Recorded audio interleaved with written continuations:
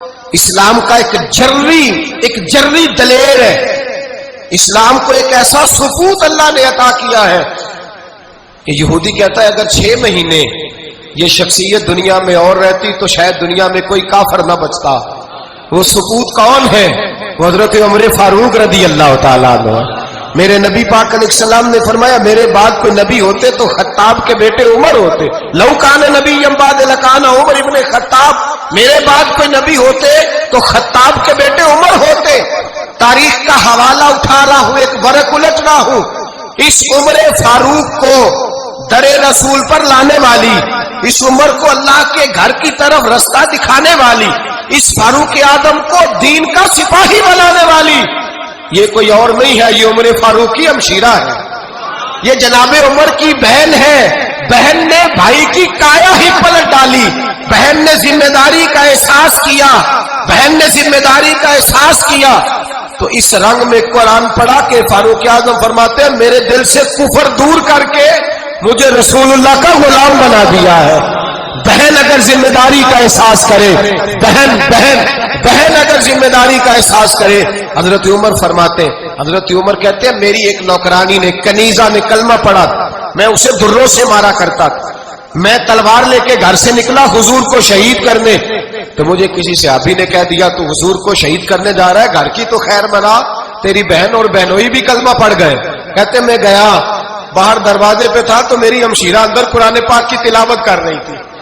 فاطمہ بنت خطاب، فاطمہ بنت، کتنا پسند ہے یہ نام صحابہ، کس نے رکھا ہوا ہے. فاطمہ بنت خطاب تلاوت کر رہی تھی. سعید بن زید بہنوئی بھی تلاوت سن رہے تھے. فرماتے میں نے قرآن سن لیا. دروازے پہ دستک دو جی.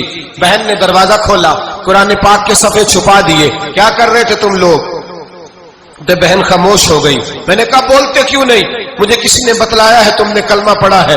تو کہتے ہیں میری بہن جو مجھ سے اتنا پیار کرتی تھی کہ کبھی بولی نہیں تھی، کبھی باجوں میں کہتا تھا ہو جاتا تھا، آج میں نے اس بہن کی آنکھوں میں توحید کی لذت دیکھی، اس کی پیشانی میں سجدے کا نور دیکھا، اس کے لب و لہجے میں رسول اللہ کی شریعت کی چھاپ دیکھی.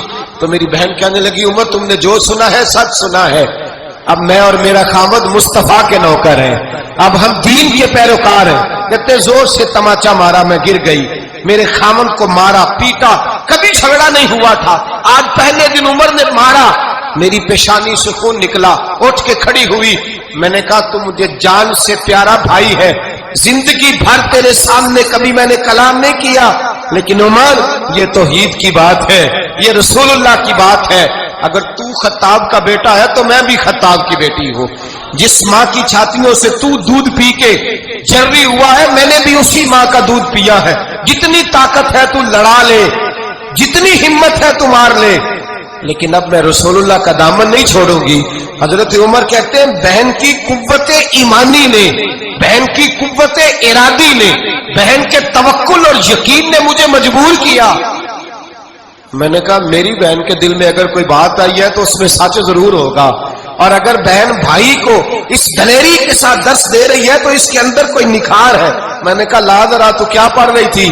جناب عمر کہتے ہیں پھر بہن نے دلیری والا جواب دیا. فرمایا ایسے کیسے لاؤں؟ جا پہلے غسل کر کے آ، جا وضو کر کے آ، کپڑے بدل کے آ. یہ رسول اللہ کا قرآن ہے، یہ اللہ کی کتاب ہے.